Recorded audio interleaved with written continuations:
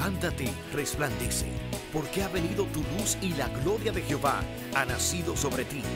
Porque aquí que tinieblas cubrirán la tierra y oscuridad las naciones, mas sobre ti amanecerá Jehová y sobre ti será vista su gloria.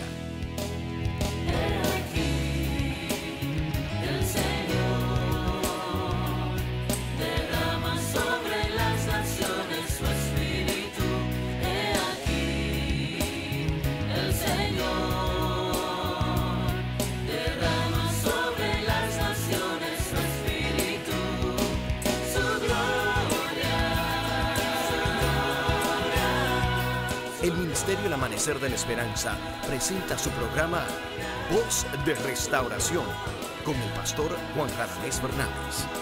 Escucha atentamente la palabra que proviene del mismo corazón del Padre para consolar tu vida. A continuación, el pastor Juan Radamés Fernández.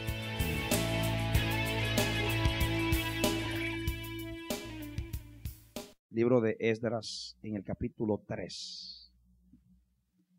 Capítulo 3, comencemos con el 1.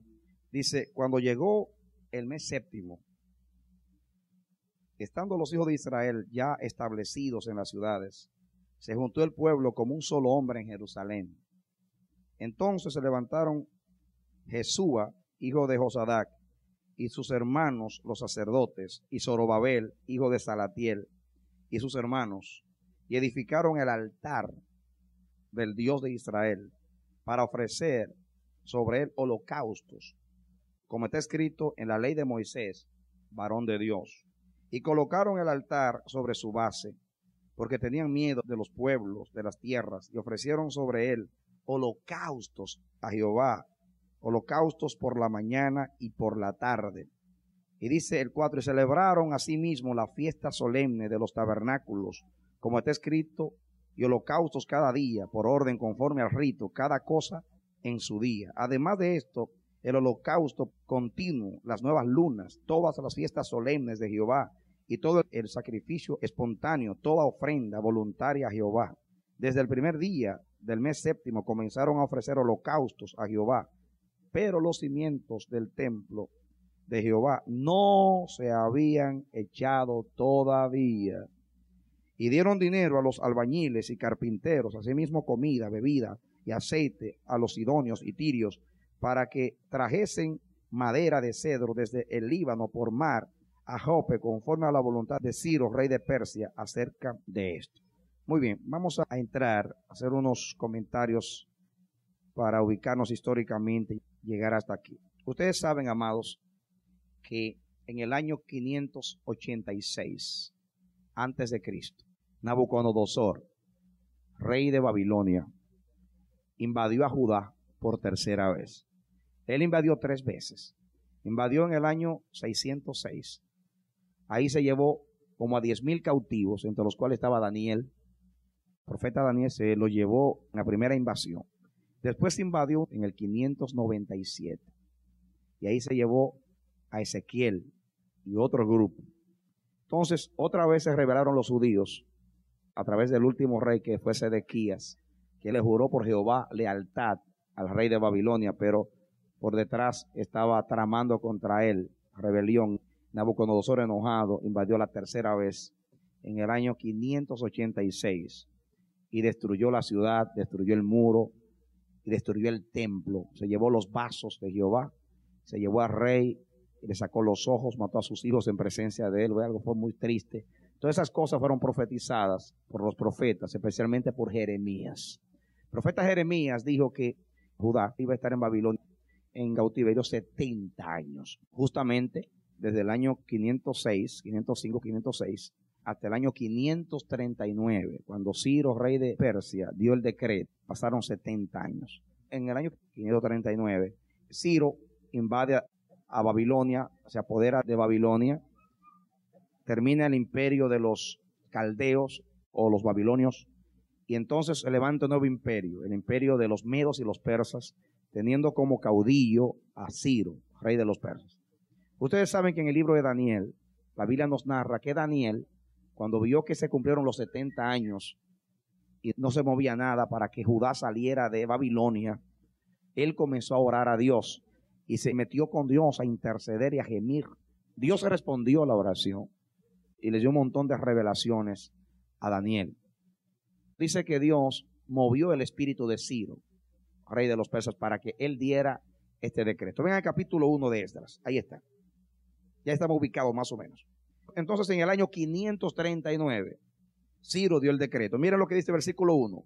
En el primer año de Ciro, rey de Persia, para que se cumpliese la palabra de Jehová por boca de Jeremías, despertó Jehová el espíritu de Ciro, rey de Persia. Miren ustedes que despertó Jehová, porque ya Dios lo había prometido. Algunos piensan que Daniel se presentó delante del rey Ciro, cuando entró a Babilonia, y le leyó la profecía de Jeremías. Le dijo, mira, el Dios de Israel nos mandó aquí por 70 años, y mira la profecía, son 70 años. Entonces le leyó a Isaías, capítulo 45:1, y la última parte del 44, donde 150 años más o menos, Isaías, antes de que naciera Ciro, lo llamó por su nombre. Y dijo, yo he levantado a mi ungido, a Ciro, y a través de él voy a romper cerrojos de bronce y abriré puertas que no se cerrará. Entonces, cuando Ciro vio que Dios había hablado de él 150 años antes, eso lo impresionó muchísimo. Aunque eso no lo podemos probar bíblicamente, pero por la forma como habla Ciro en el decreto que dio, podemos entender que tenía conocimiento de esto, porque él dice que fue Dios que lo eligió a él para eso. Miren lo que dice, en el primer año de Ciro, rey de Persia, para que se cumpliese la palabra de Jehová, porque Dios todo lo hace para que se cumpla su palabra. Por boca de Jeremías despertó Jehová el espíritu de Ciro, rey de Persia, el cual hizo pregonar de palabra y también por escrito por todo su reino, diciendo, así ha dicho Ciro, rey de Persia, Jehová, el Dios de los cielos, me ha dado todos los reinos de la tierra. Él reconoce que Dios fue el que le dio los reinos de la tierra y dice, y me ha mandado que le edifique casa en Jerusalén, que está en Judá. ¿Cuándo Dios se lo mandó? Por eso creemos que Daniel fue que se presentó delante de él y le mostró. Yo me imagino la impresión de Ciro cuando vio una profecía que hacía 150 años un profeta de Israel lo mencionó por su nombre. Así dice Jehová, Ciro, mi ungido, te he elegido para a través de ti abrir puertas y para romper cerrojos de bronce. Y el hombre se impresionó. Seguro Daniel le dijo, Dios te eligió para esta ocasión. El hombre creyó a la palabra de Dios y dio el decreto. Dice el 3, quien haya entre vosotros de su pueblo, sea Dios con él, y suba a Jerusalén, que está en Judá, y edifique a la casa Jehová, Dios de Israel. Él es el Dios, la cual está en Jerusalén. Y a todo el que haya quedado en cualquier lugar donde more, ayúdenle los hombres de su lugar con plata, oro, bienes, ganados, además de ofrendas voluntarias para la casa de Dios que está en Jerusalén. Y dice, entonces se levantaron los jefes de las casas paternas de Judá y de Benjamín y los sacerdotes levitas, todos aquellos cuyo espíritu despertó Dios para subir a edificar la casa de Jehová, la cual está en Jerusalén. Ustedes ven cómo es Dios, hermanos. Dios es un Dios de propósito. Dios tiene todo ya preparadito desde antes de la fundación del mundo. Ya Dios había anunciado por muchos profetas anteriormente que venía la cautividad, que Judá iba a ser transportada a Babilonia. Ya el Señor lo había anunciado a través de los profetas que venía ese castigo. Dios ya había cómo iba a bregar con Ciro, cómo iba a tocar a Ciro. Por eso habló de él como 150 años antes, para que esto lo impresionara. Despertó a Ciro. Ciro dio el decreto, dio la orden. Dice que por su boca y por escrito, por todo el imperio. Y entonces ordenó a los judíos que estaban ahí que salieran, todos los que quisieran, y que donaran oro, plata, todo para ir a construir la casa. Él se sentía que Dios lo había elegido para eso. Vengan conmigo a Isaías, el capítulo 45, donde Dios habla de Ciro. Por espíritu pienso que, como van a haber otros mensajes de restauración, es importante que ustedes entiendan la base de todo esto, porque lo que antes fue escrito para meter enseñanza lo fue. Muy bien. Isaías, para que ustedes tengan un cuadro, Isaías profetizó aproximadamente en el año 700 antes de Cristo. Muy bien. Y Ciro vino a dar el decreto en el año 539, algunos 538 dicen, quiere decir unos 150 años antes, habló Isaías. Ahora miren lo que dice capítulo 44. Dice el 26, yo, el que despierta la palabra de su siervo, 44:26, y cumple el consejo de sus mensajeros, que dice a Jerusalén, serás habitada, y a las ciudades de Judá reconstruidas serán, y sus ruinas reedificaré, que dice a las profundidades, secaos, y sus ríos haré secar. 150 años antes aproximadamente, que todavía Jerusalén no ha sido desierta, todavía Jerusalén no ha sido destruida, y Dios habla ya y dice, yo, el que despierta la palabra de su siervo y cumple el consejo de sus mensajeros, los mensajeros son los profetas, los que Dios envía, él cumple el consejo de los mensajeros, él envía a los mensajeros y él se prepara para cumplir su palabra, que dice a Jerusalén, serás ¿qué? Habitada. Pero Jerusalén estaba siendo habitada. Dios está hablando del tiempo cuando iba a ser deshabitada. Y dice, y a las ciudades de Judá reconstruidas serán. Todavía no habían sido destruidas. Y ya Dios no solamente anuncia que van a ser destruidas, sino que va a ser reedificada. O sea, Jerusalén y las ciudades de Judá. Y dice, y sus ruinas reedificaré. Que dice a las profundidades secaos, y a sus ríos haré secar. Ahora dice el 28, que dice a Ciro, 150 años antes de Ciro nacer, es mi pastor y cumplirá todo lo que yo quiero. Al decir a Jerusalén, serás edificada y al templo serás fundado. Todavía el templo no destruido. Le llama por nombre a Ciro y Dios le llama a mi pastor.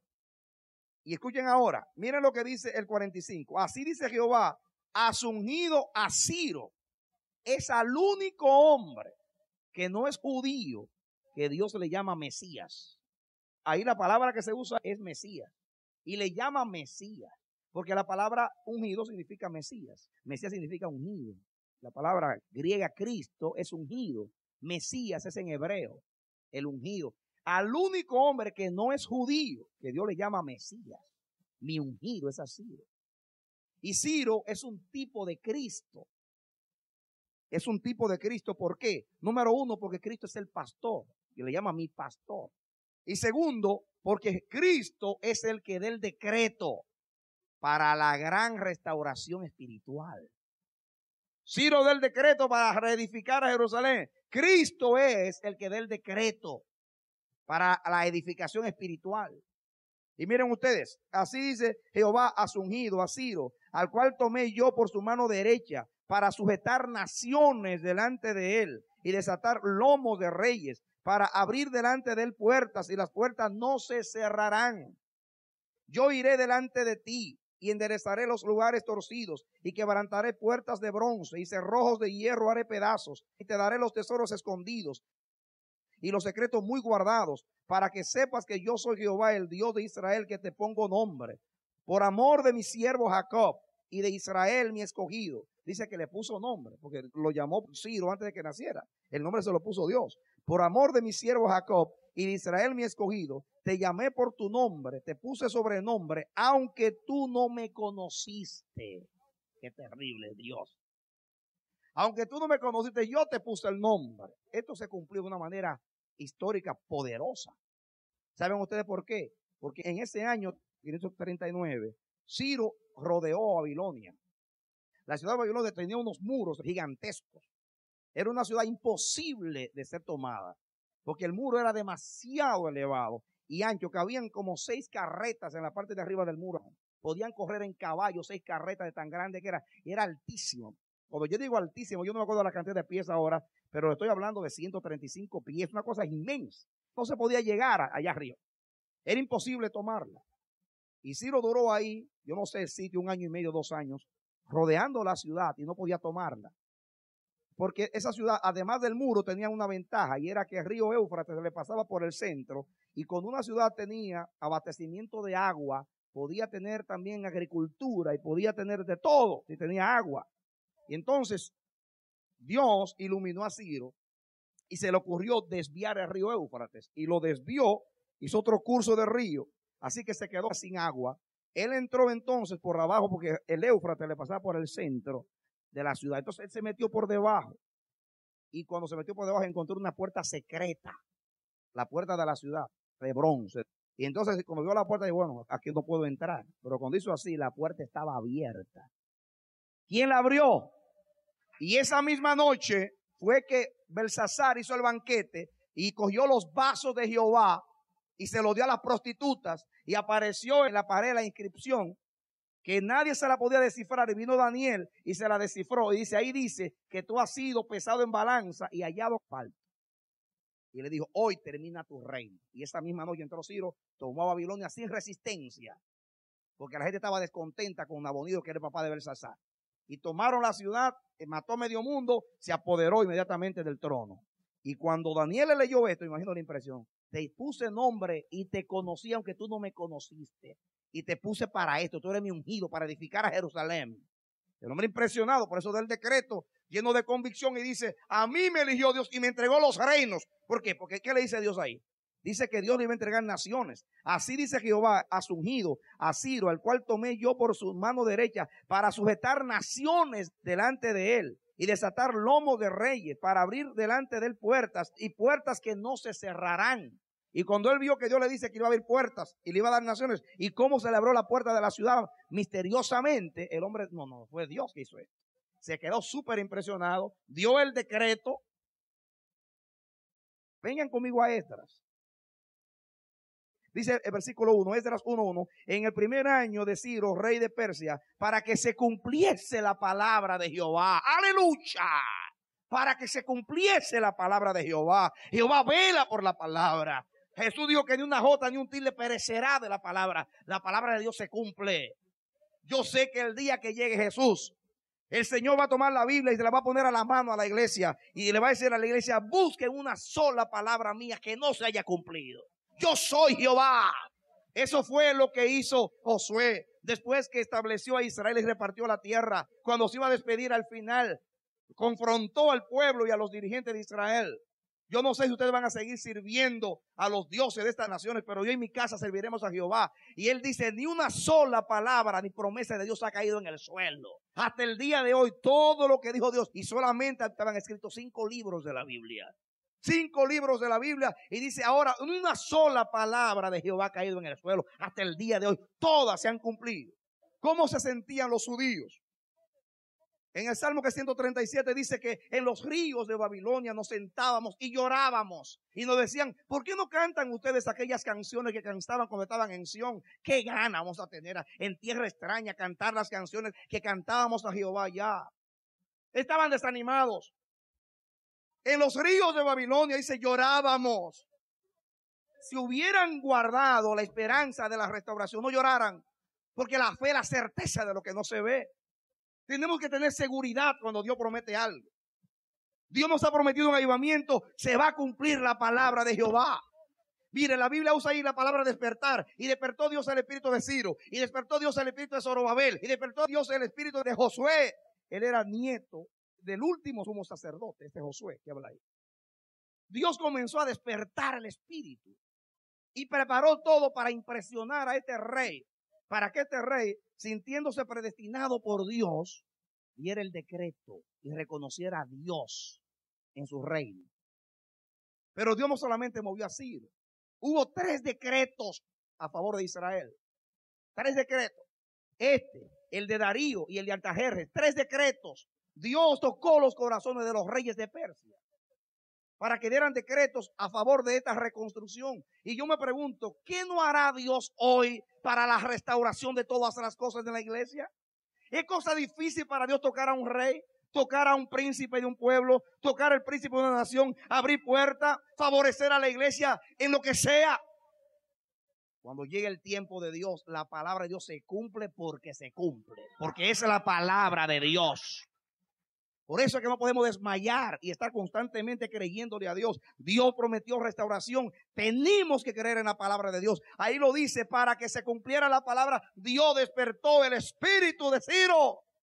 Y hoy Dios va a despertar a muchos espíritus que están muertos, a muchos espíritus que están dormidos. Los va a despertar para su propósito. Hay gente que no sabe que Dios los tiene en el propósito para hacer lo que Dios ha determinado previamente que hagan. Dios mueve cielo y tierra cuando llegue el cumplimiento del tiempo para cumplir su palabra.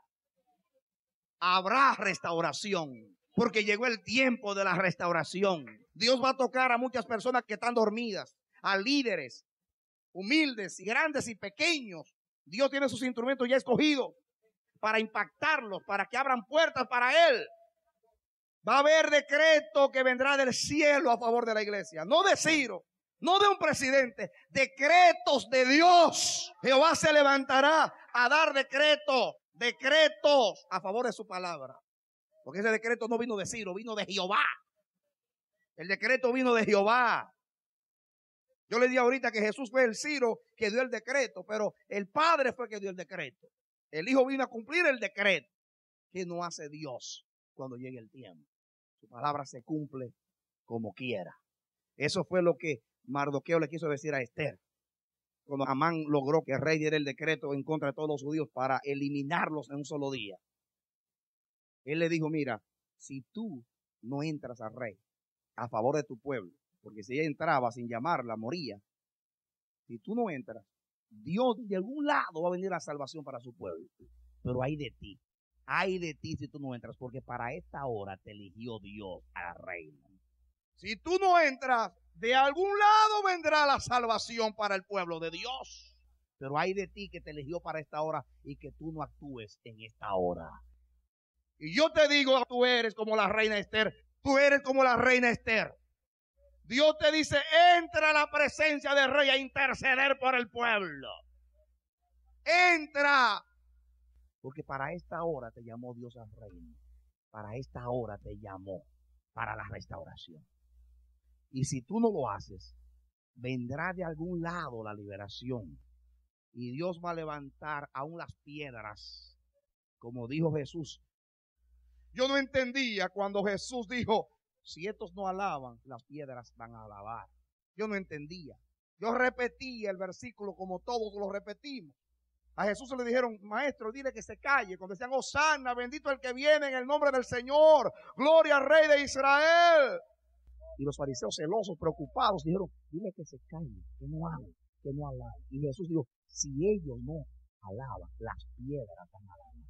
¿Qué tú quisiste decir? Un día le pregunté. Y el Señor me dijo lo siguiente. ¿Tú sabes por qué mi hijo dijo así? Me dijo Dios a mí.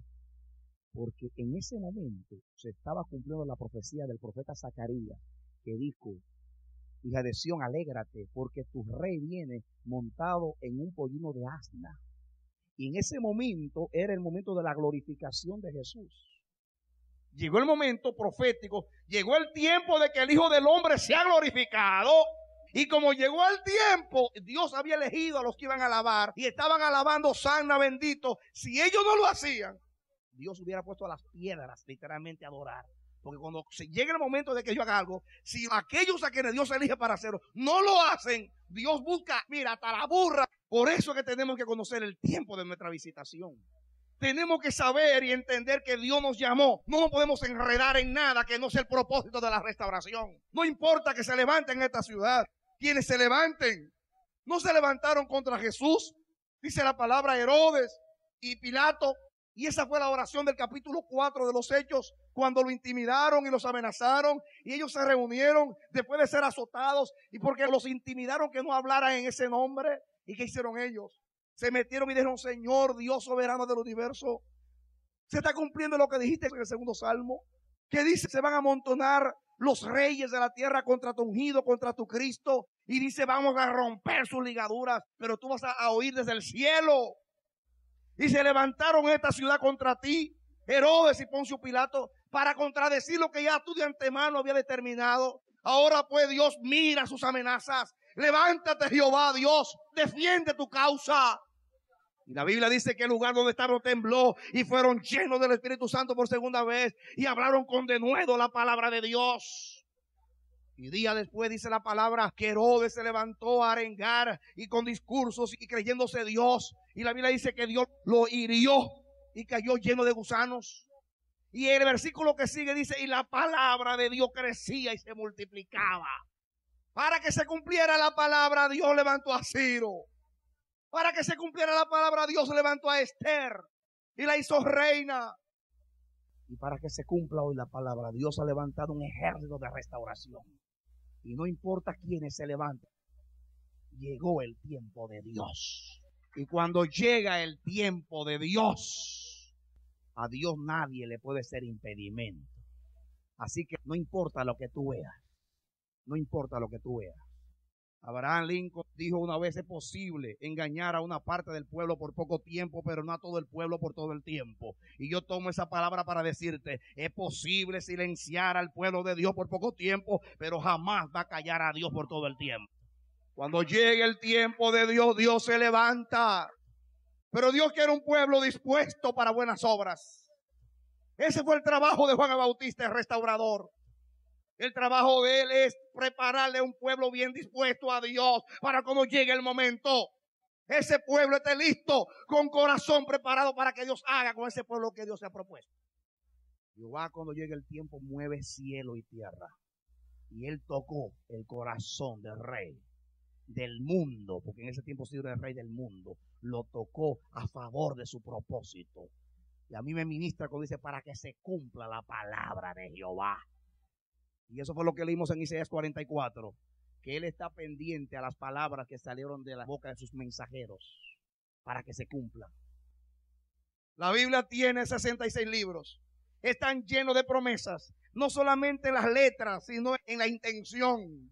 Pero yo sé que cuando lleguemos al cielo, el día que traspasemos los cielos con el Señor, ni una sola de esta palabra quedará pendiente.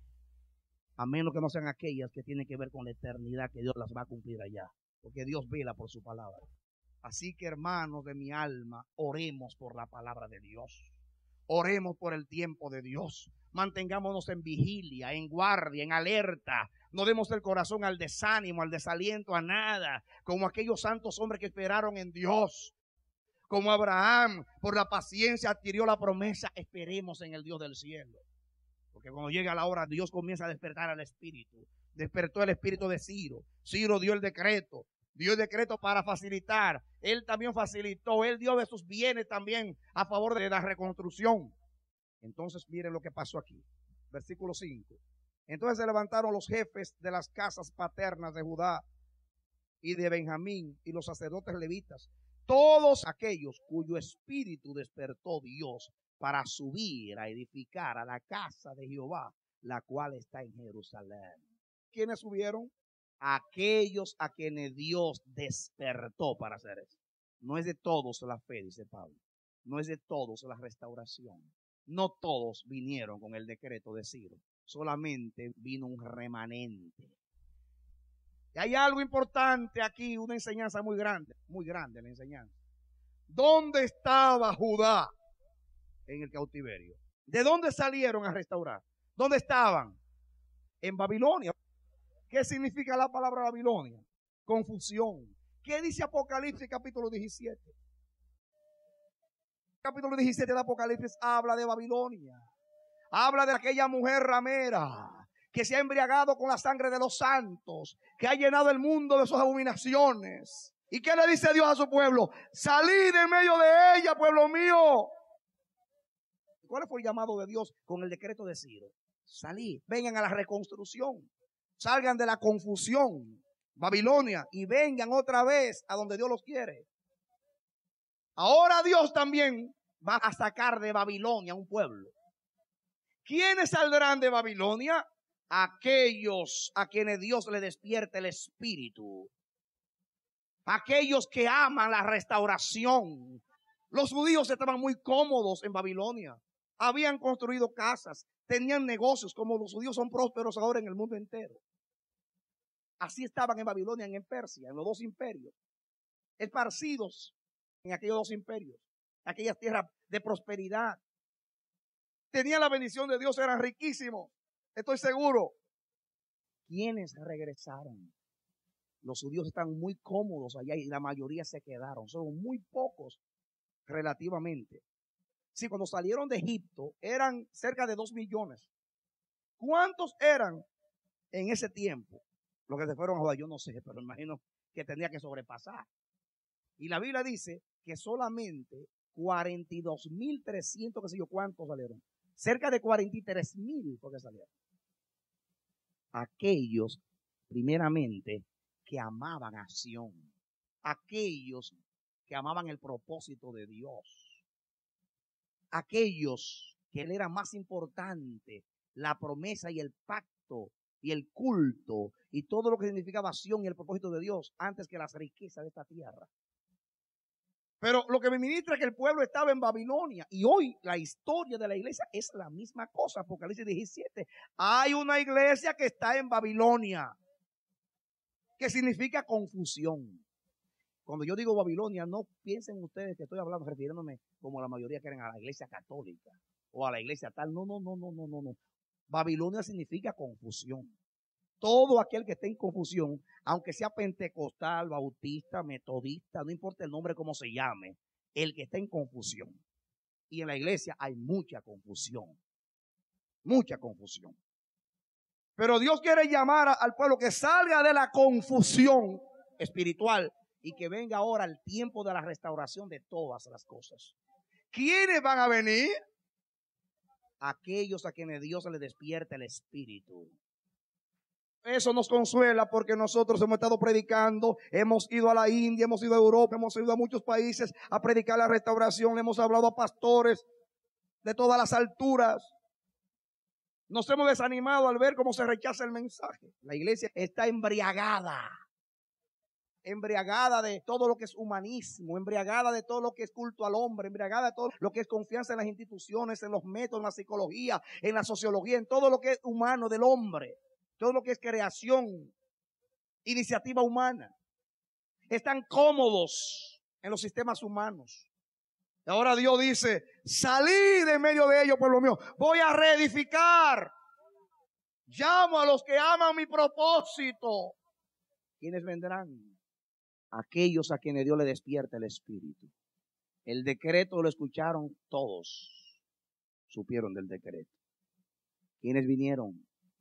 Aquellos a quienes Dios despertó, los que tenían el amor, los que no se enredaron, los que no le importaba la comodidad. ¿Cuántos hay que Dios está llamando que salgan de muchas partes y no quieren salir porque yo no voy a dejar esto? Yo no quiero dejar esto, estoy muy cómodo. Yo tengo años invertido en esto. Ya tengo un nombre, tengo un título, tengo un empleo, tengo jubilación. Tengo muchos beneficios. No, y Dios llamando.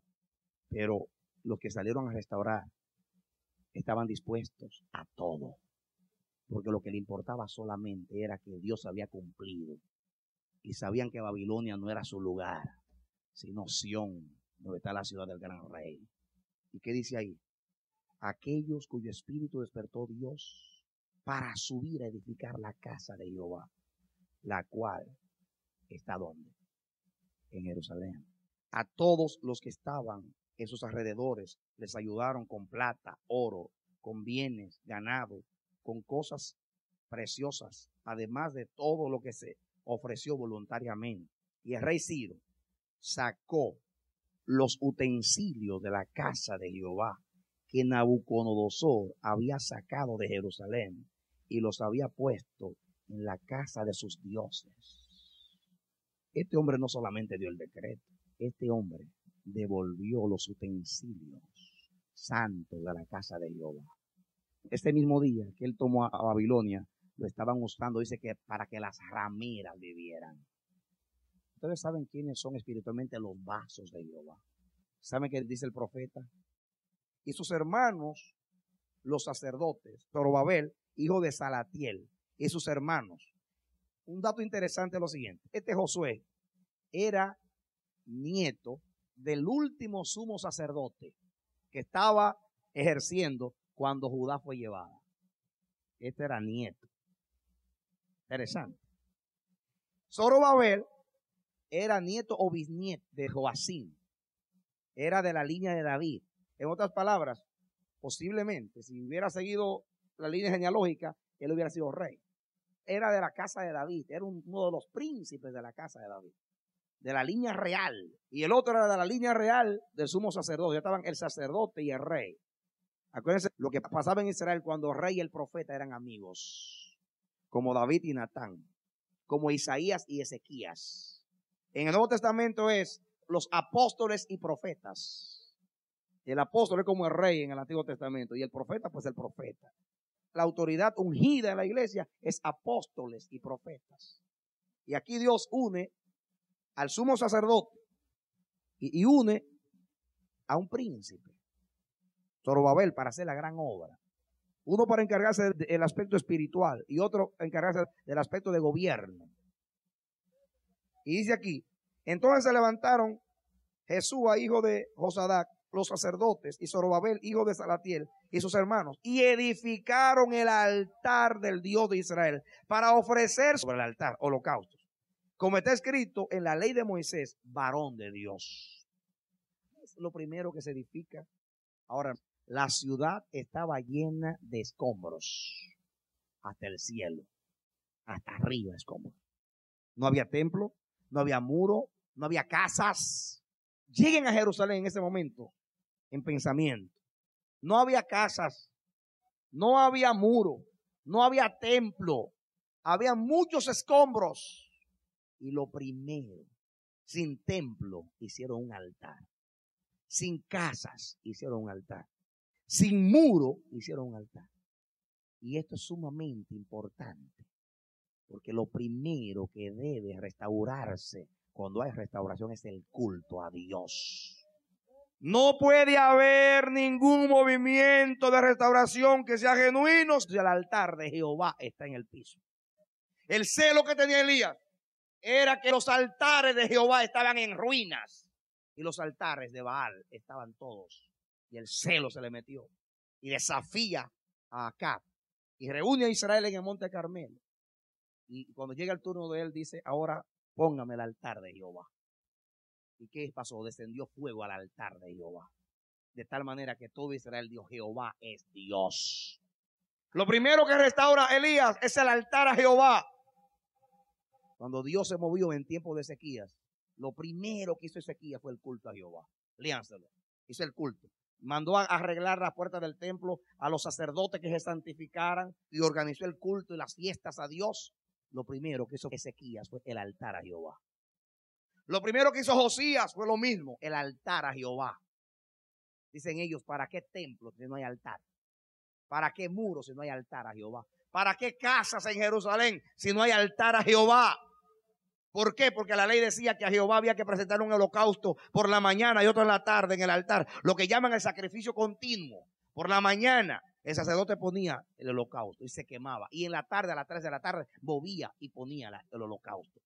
Uno en la mañana y otro en la tarde. Y eso duraba 24 horas en la presencia de Dios. Y lo primero que restauraron fue eso. El altar. El culto a Dios. Eso era lo que Dios nos estaba diciendo al principio nosotros acá. En la vida personal, la restauración comienza cuando usted le construye el altar a Jehová. Usted quiere que su vida sea restaurada, construye el altar a Jehová. Si tú primero no le das el lugar a Dios, tu corazón no se va a restaurar nunca. El corazón comienza a ser restaurado cuando tú obedeces al Señor, cuando te dice, dame, hijo mío, tu corazón. Eso fue lo que hablamos de Juan el Bautista. Él vino a volver el corazón del pueblo a Dios, dice la palabra. ¿A qué vino? Elías vendrá primero y va a restaurar todas las cosas. Y lo primero que hizo fue preparar el camino al Señor. ¿Tú quieres que tu corazón sea restaurado? Dale lugar a Dios. Yo no creo que pueda haber una liberación. Nilsa, no puede haber liberación en una persona hasta que esa persona le haga un altar a Dios dentro de sí. Puede estar todo lleno de escombros alrededor de la persona internamente. Depresión, desaliento, violación, drogas, traumas. No importa lo que esté por dentro. La persona así y le hace así y dice, yo a Jehová le voy a servir. Acepta a Cristo como su Salvador y ahora yo voy a adorar al Dios vivo y verdadero. Y Dios es su prioridad. Y le hace altar a Jehová en su vida personal. Ahí comienza la restauración. Entonces Dios comienza a bregar con todas las ruinas internas. Tómalo bien, porque esto no es una enseñanza tipológica simplemente, es una verdad. Búscate el reino y las demás cosas serán añadidas.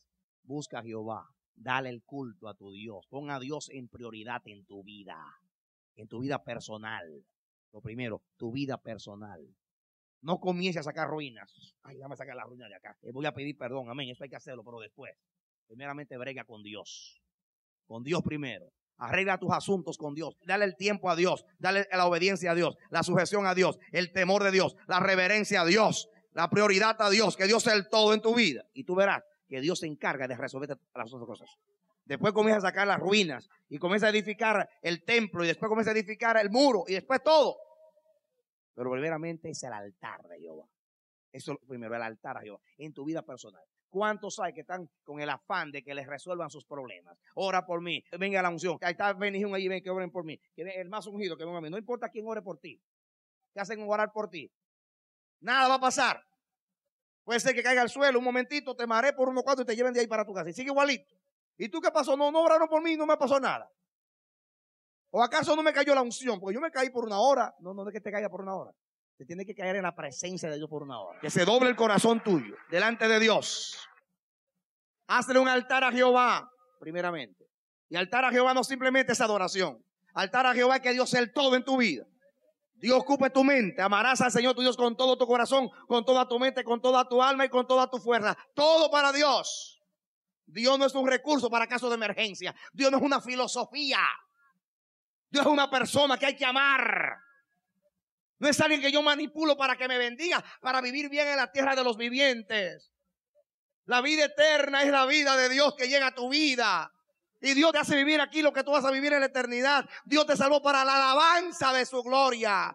Y para mostrar a los siglos venideros en ti las abundantes riquezas de su gracia. Y el gozo grande de Pablo era que los gentiles ahora son ofrendas espirituales para Dios. Comencemos con la restauración del corazón. Comienza cuando Dios ocupa el lugar en el corazón. Por eso es que yo no creo que la solución es simplemente resolver el problema a la gente. Como es nuestro evangelismo, resolver problemas. Ven que a Cristo que te sana, que te resuelve el problema, que te libra del divorcio, que te trae al hijo. Sí, Dios hace todas esas cosas. Él libera, Él sana, Él salva, hace todo eso. Pero todo comienza cuando Él ocupa el lugar en el corazón. Hay muchas ruinas allá adentro. Traumas, complejos, bueno, de todo. Y la única manera que se restaura es cuando el altar de Jehová se restaura. El culto a Dios. Y culto a Dios no simplemente adorarlo. Culto a Dios es culto a Dios. ¿Sabes qué significa culto a Dios? Es rendirle homenaje en todo, dándole el lugar que a Él le corresponde. Siempre. Y cuando Dios es el todo en tu vida, entonces va a ser el pensamiento tuyo cuando te levantas por la mañana. Y sale a las 7 y te levantas a las 6:30. El sanguchito, ya me lo tiene preparado, corriendo. Al Dios que te dio la vida, que te hizo vivir, que te hizo despertar, a ese no le dice ni siquiera un pensamiento. Y al que te da los $200 semanales para pagar la renta, a ese le da toda la energía y sale corriendo para allá con el sándwich en la boca a punchar la tarjeta. Y al Dios que te da la vida, que te la puede quitar en cualquier momento, no le da nada. Al Dios que te redimió, que envió a su hijo, no le da nada. Dios entiende, claro que entiende, Él es amor. Por eso es que se lo merece, porque Él es amor. Porque te perdona y porque no te toma en cuenta nada de esas cosas. Por eso se lo merece. En primer lugar, analízate si Dios es el primero en tu vida. Es fácil saberlo. Óyeme, ¿cuándo me puedo hacer la diligencia? Bueno, mira, el lunes no puedo. El martes puede ser, porque voy al culto. Yo dejo de ir al culto y voy, te resuelve el problema. Sí, el martes porque al culto, eso yo puedo. ¿Qué mensaje te estás enviando? Mira, yo trabajo 6 días a la semana. Y el único libre es el domingo. Así que el único que puedo arreglar es el carro. O puedo ir allá el domingo. 6 días puedes trabajar y no puedes faltar ni un día. Y el día de Dios, que del 6 se le da 1, ese día puedes faltar. Ahí no hay altar. Por eso que ustedes ven ahora que todo el énfasis ahora de la restauración es el culto a Dios. La alabanza, que Dios es el todo, el corazón. Ahora, esto del altar también significa otra cosa. Lo que ellos restauraron, lo primero fue el altar del sacrificio. Que en el santuario era el primer mueble, el altar de los sacrificios. Y el altar de los sacrificios es un tipo de la cruz. Otro mensaje. Ellos prepararon el altar para hacer holocaustos a Dios, para sacrificar a las víctimas, los animales a Dios, derramar la sangre. El otro mensaje también es lo siguiente: el lugar que ocupa la cruz en la restauración. Es lo primero. Ellos no podían restaurar el lugar santísimo si no han restaurado el atrio. Lo primero que se restauró fue el atrio. Y el primer mueble del atrio era el altar de bronce, que es un tipo de la cruz, donde fue sacrificado el Cordero de Dios. En toda restauración, la cruz debe ocupar el primer lugar. El lugar de Dios es el altar, porque Dios es el Altísimo y el altar es para el Altísimo. Y el primer lugar es el altar de bronce, que es un tipo de donde se mata el Cordero. La iglesia tiene un fundamento: Cristo y solo Cristo.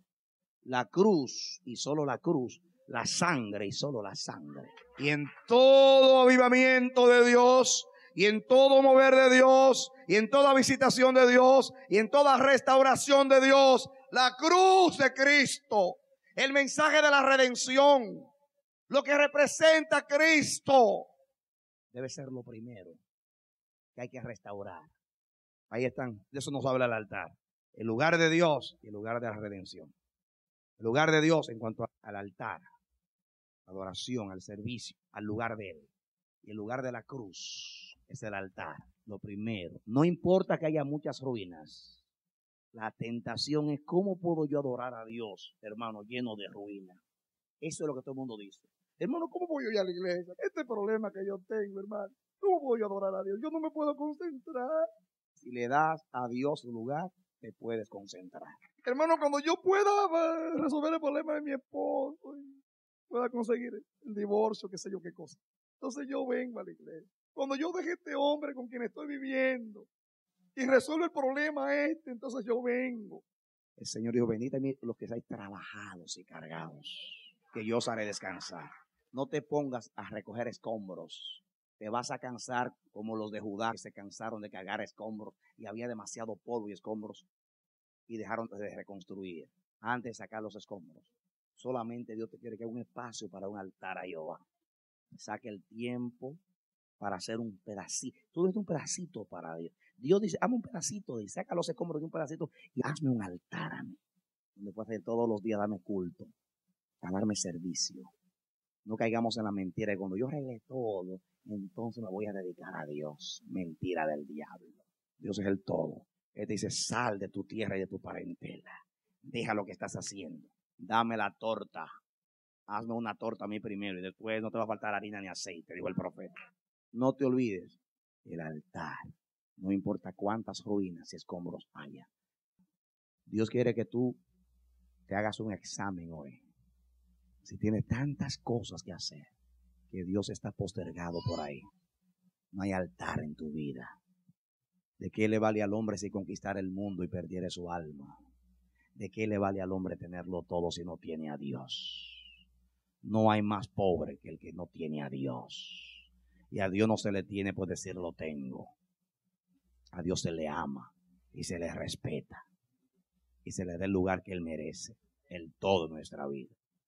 Donde quiera que haya un avivamiento y hay una restauración, mira bien qué lugar ocupa Dios. Yo no creo en mucha bulla ni en muchos pataleos. Yo no creo en eso. A mí me convencen con la vida y yo creo que a Dios también. A Dios no se le convence con gritos, a Dios se le convence con vida. Los políticos reúnen mucha gente también. Están ungidos para reunir gente. Hay un negro político racista, lleno de odio, reunió 1 millón de negros ahí. Todos los pastores lo apoyaron y llenaron ahí la plaza de Washington, D.C. Los políticos reúnen mucha gente. Que haya mucha gente no significa que está Dios. Que haya mucho pataleo y muchas cosas y mucha música no significa que está Dios. Yo veo a los pecadores llorar por Dios y que su salvación y su Dios es lo más importante en su vida, que dejan todo por Dios. Digo yo, aquí hay una obra grande. Aquí sí hay una obra grande. Cuando yo todavía me está mirando mi reloj y que tarde y que no está dispuesto para Dios, y no hay tiempo para Dios. En el trabajo sí el overtime, hasta que le dé la gana al manager. Pero un tiempito más para Dios, estoy incómodo. No, yo no creo en eso, man. Yo creo cuando en realidad hay abnegación, hay entrega. Cuando en realidad estamos comprometidos con Dios de tal manera que no nos importa perder por Dios la reputación, la fama, la consideración, la amistad, el dinero, la posición, lo que sea. Cuando yo vea eso, yo digo, ahí hay un avivamiento. El Señor maldijo a la higuera porque tenía muchas hojas y aparente fruto fuera de tiempo. Y la maldijo por la apariencia. Dios no quiere apariencia. Dios busca fruto genuino. Y el avivamiento de estos días será de fruto genuino. Vidas donde hay altar para Jehová. Hay altar para Jehová. Te damos gracias por tu palabra, por las enseñanzas preciosas de la palabra. Ahora, Señor, no vinimos aquí a escuchar una pieza de retórica, un discurso, para decir qué bonito discurso, qué bonito sermón. No, estamos aquí para llevarnos tu palabra, para mejorar nuestra relación contigo, para meternos más en el propósito de tu voluntad con nuestras vidas. Señor Dios, estos mensajes nos ayudan para cuando llega este mover poderoso que está anunciado ya. Señor, tú estás moviendo el espíritu y despertando el espíritu de muchos en esta ciudad y en tu iglesia y en el mundo entero. Padre Dios de los cielos, ayúdanos a tener en mente estas enseñanzas, que lo primero que esos hombres edificaron fue el altar tuyo, tu lugar, el lugar de adoración, el lugar donde se te dé el lugar a ti, Dios, fue lo primero, Padre. Padre, en el nombre de Jesús, abre nuestros sentidos y enséñanos qué significa eso en nuestras vidas. Muchas veces le damos todo el tiempo a las actividades del día. Entonces en la noche decimos, yo estoy muy cansado para ir a la iglesia, pero ya le di toda la energía a los quehaceres y a los menesteres. Entonces digo, Dios es lo primero en mi vida. No es verdad, Señor. Tú eres lo primero cuando en realidad sacrificamos lo más importante en nuestra vida para darte tu lugar. Padre, si estuvimos dispuestos a darle energía al trabajo, a los menesteres, a las actividades de la vida, Padre, mucho más daremos todo a ti.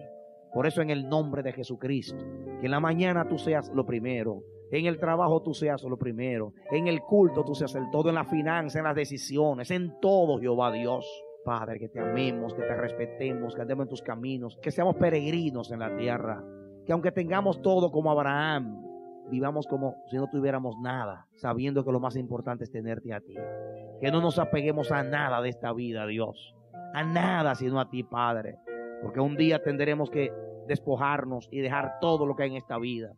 Y cuando pasemos, cuando cerremos los ojos, solamente te tendremos a ti. Dios, que hagamos tesoro en el cielo. Padre, que ministranos, Señor, en este avivamiento que viene, en este mover, en esta restauración, tu lugar, que tú seas el todo, Padre. En todas las cosas, en la oración, en la alabanza, en la predicación, en toda actividad, en los dones, en los ministerios, en todas las cosas, tu lugar, Dios. Reclamo tu lugar, pido tu lugar, demando tu lugar, enséñanos tu lugar a cada uno individualmente. Padre, no quitaremos las ruinas hasta que te demos tu lugar. No construiremos muro hasta que te demos tu lugar. No construiremos ciudad hasta que te demos tu lugar. Ni siquiera templo va a haber hasta que haya un altar para ti, en el corazón, en el hogar, en toda nuestra vida, colectivamente como iglesia, por amor a tu nombre. Levanto mi mano y yo bendigo a este pueblo. Yo te ruego que la palabra que se ha hablado, Dios, que nunca llegue vacía. Tu palabra se adhiera al corazón. Tu palabra, Dios, se quede en los pensamientos. Que tú nos puedas intranquilizar para que madruguemos a buscarte. Para que tú seas el todo, que digamos, mi alma tiene sed de Dios, mi carne te desea. Estoy como la tierra seca que se chupe el agua. Así está mi vida por Dios. De madrugada te buscaré, siempre te anhelaré. Oh Dios de los cielos, ¿a quién tenemos en el cielo? Sino a ti. Fuera de ti no queremos a nada, Dios. Bendice a tu pueblo. Tu bendición quede permanentemente con este pueblo. En el nombre de Jesús. Se ha restaurado el lugar tuyo, el lugar del culto, el lugar tuyo en todas las cosas, que tú en todo tengas la preeminencia, Dios, en el nombre de Jesucristo. Aleluya. Esperamos que este mensaje haya sido de edificación para tu vida. Si deseas recibirlo en su forma original, puedes solicitarlo a El Amanecer de la Esperanza, P.O. Box 70, Bronx, Nueva York 10473, o visítanos a nuestra página web www.elamanecer.org. Dios te bendiga.